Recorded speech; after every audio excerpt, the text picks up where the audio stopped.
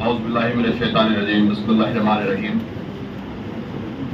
आज सलीम पाशा साहब जो राउंड टेबल कॉन्फ्रेंस रखे हैं उसमें अल्हम्दुलिल्लाह शहर के और स्टेट के काफ़ी फिक्रमंद हजरात आए हुए हैं यहाँ पे और आप सब चीज़ बोल दिए हैं। मैं सिर्फ अपना व्यू दूंगा इस पे। आप 10 मुस्लिम एमएलए बोले, अब प्लान ऑफ एक्शन में आपको ये बोलूंगा कि अब हमारे को केसीआर से कुछ पूछना नहीं है। इसीलिए पूछना नहीं है कि हम इतने जितने चीज रखे ये या तो नई गवर्नमेंट दे सकती है हमको, या हम ये किसी के मैनिफेस्टो में देकर उसको वोट डलवा सकते हैं। ये हमारा काम है, क्योंकि हम ये पूछ नहीं सकते, टाइम उतना नहीं है। हम एक्सपोज कर सकते हैं केसीआर के फेलियर्स, जैसा कि 10 एमएलए नहीं दिए उन्होंने, रिजर्वेशन नहीं दिए, और 10,000 करोड़ आप बजट बोल रहे हैं। उन्होंने 2000, मैं पूरे डॉक्यूमेंट्स के साथ हूं, 2014 में उन्होंने 307 करोड़ दिए बजट। हम डिस्कस कर सकते हैं, लेकिन 10,000 बहुत वो है। फिर कमिश्नरेट के लिए मैं आपको बताऊंगा कि हमको एक्सपोज करना है। केसीआर साहब कमिश्नरेट के लिए शादनगर में बोले, एक ऐलान करे थे कि मैं 12% रिजर्वेशन देता हूं, नहीं दिए। दूसरी चीज, केसीआर साहब ऐलान करे थे कि मैं वक्फ को जुडिशियल पावर दूंगा और जहां जहां वक्फ की अराजी है उसको हासिल करके दूंगा। ये एक चीफ मिनिस्टर का अपने मैनिफेस्टो का ऐलान था जो एक तबके से लोग करे थे। आप सबसे ज्यादा लोगों को मालूम है कि मुसलमानों की सबसे बड़ी अगर कोई जायदाद है तो दरगाह हुसैन शाह वली रहमतुल्लाह अलैह की जमीन है। उसके वास्ते केसीआर साहब, शेखर रेड्डी साहब के दौर में जमा हो गए थे 400 करोड़ रुपए। केसीआर साहब सुप्रीम कोर्ट में अपने आला वकीलों को लगाकर, ये ऑथेंटिक डॉक्यूमेंट्स के साथ बोल रहा हूं, डाल के इसमें पार्टी बनाए। एक पार्टी है तेलंगाना स्टेट गवर्नमेंट, दूसरी पार्टी है वक्फ बोर्ड। तो कस्टोडियन और गार्डियन दोनों केस लड़ रहे, ना इसमें कोई लैंडको वाला है, ना कोई डेलाइट वाला है, ना कोई एमएनसी कंपनी है। ये केस लड़ रही चीफ मिनिस्टर साहब वक्फ बोर्ड से, और अपने आला वकीलों को लगाकर वक्फ बोर्ड के वकीलों को डमी कर वक्फ बोर्ड के लॉ सेक्शन को बंद कर आप ये केस जीत गए। और इसमें एक ऐसा ऑर्डर लेके आए हैं, फिरका परस्त ऑर्डर इसमें ऐसा है एक, कि जितने इंडिया में गजिट है वक्फ के वो नल एंड वाइड है, सेटिसाइड करा दिया। तो कोई भी गजिट की अहमियत नहीं रखे ये सुप्रीम कोर्ट के ऑर्डर में। आज तक कोई कौन हारे और कौन जीते, अरे हम लैंड को हार गए, हम लैंड को हार गए, केसीआर साहब भी बोल रहे लैंड को हार गए।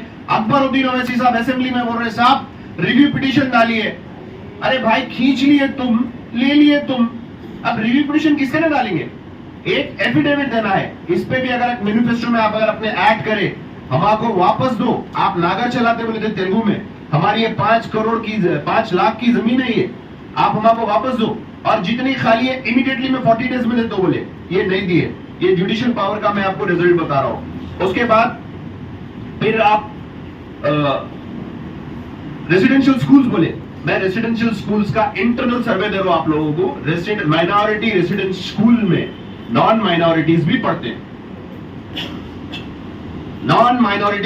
हैं, उसको माइनॉरिटी रेसिडेंशियल स्कूल नहीं बोलना। माइनॉरिटी रेसिडेंशियल स्कूल दौरे इख्तियार राजेश्वर रेड्डी साहब में भी था, शादी मुबारक भी राजेश्वर रेड्डी साहब के दौर में भी थी, कांग्रेस के टाइम में भी थी। सिर्फ इसको थोड़ा चेंज करे, और रेसिडेंशियल स्कूल्स की जितने बिल्डिंग्स है, जैसा सलीम पाशा साहब बोले, इट शुड बी ऑन वक्फ के लैंड में बनाओ। आप वक्फ किराया आता, वक्फ की प्रॉपर्टी भी सिक्योर थी, आप पॉइंट करिए, वक्फ के लैंड में बनाइए आप रेसिडेंशियल स्कूल्स। दूसरी चीज, ये पूरे जितने टीआरएस के आसामी हैं उन लोगों की बिल्डिंग्स है। मैं राइट टू इंफॉर्मेशन के साथ ये चीज बोल रहा हूँ, जितने मैक्सिमम बिल्डिंग्स है ये टीआरएस के लीडर्स के हैं या उनके हामी लीडर्स के बिल्डिंग्स है, जिसको 8 लाख 10 लाख रुपए माहाना किराया आ रहा। इवन केटरिंग भी जो उसकी जा रही वो भी वो लोग की है। तो ये बिजनेस उन लोगों को मिल रहा है। अब उसके बाद डबल बेडरूम है, डबल बेडरूम आज तक नहीं मिले हमारे को, ना आज तक हम उसकी पैरवी करें। और उसके बाद आपके खबरस्तानों की प्लेस उन्होंने देंगे कहां से? खबरस्ताना उन्होंने तोड़ दे रहे हैं, हम जाके रुका तो खबरस्तान नहीं है, हमारे पे केस बुक कर दे बोल रहे। तो ये चीजों को उन्होंने हमारे को इस्तेमाल कर लिए, हमको एक्सपोज करना है। सबसे बड़ी चीज, उन्होंने मुसलमानों का एक सबसे बड़ा जो असासा था लैंडको की प्रॉपर्टी, जो हुसैन शाह वली रहमतुल्लाह अलैह की प्रॉपर्टी थी, वो कोई नहीं, केसीआर साहब लूटे। एक लूटने वाला आपको कुछ बांट सकता क्या? जो आपका बचाने का वादा करा वो आपसे खींच ले रहा, आपका खून चूस ले रहा, उन्हें आपको क्या देंगे?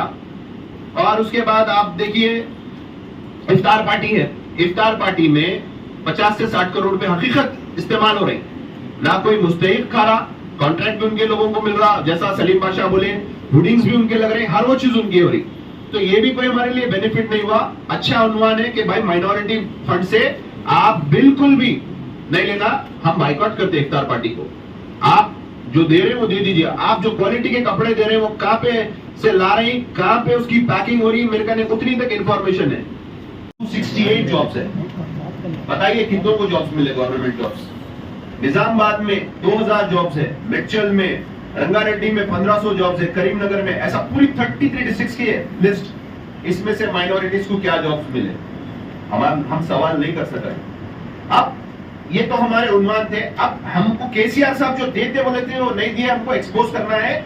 मैं आपके साथ पूरे 33 डिस्ट्रिक्ट्स में, मैं हमारी पूरी टीम जितने हम ख्याल लोग हैं, एक एक डिस्ट्रिक्ट में जाके एक्सपोज कर सकते हैं। मांगने का टाइम केसीआर साहब से खत्म हो गया, मांगने का टाइम बिल्कुल खत्म हो गया। अब उनको उनका हर चीज बताना है। अब लोग कुछ चीज नहीं दे सकते, थोड़े दिन में इलेक्शन कोड लग जाता, वो लोग फिर हसीन ख्वाब दिखाएंगे हमारे को। अगर एक बार मुसलमान धोखा खा सकता है ईमान वाला, ये हदीस है, दूसरी बार अगर उन्हें धोखा खा रहा तो उन्हें मुसलमान नहीं।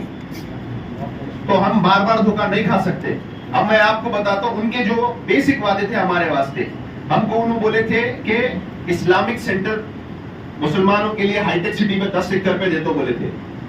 उनके हामी भरे थे अकबरुद्दीन ओवैसी साहब। आप हम पूरे जाएंगे, प्ले कार्ड्स लेंगे, हाईटेक सिटी पे ठहरेंगे, हर चौरस्ते पे, हर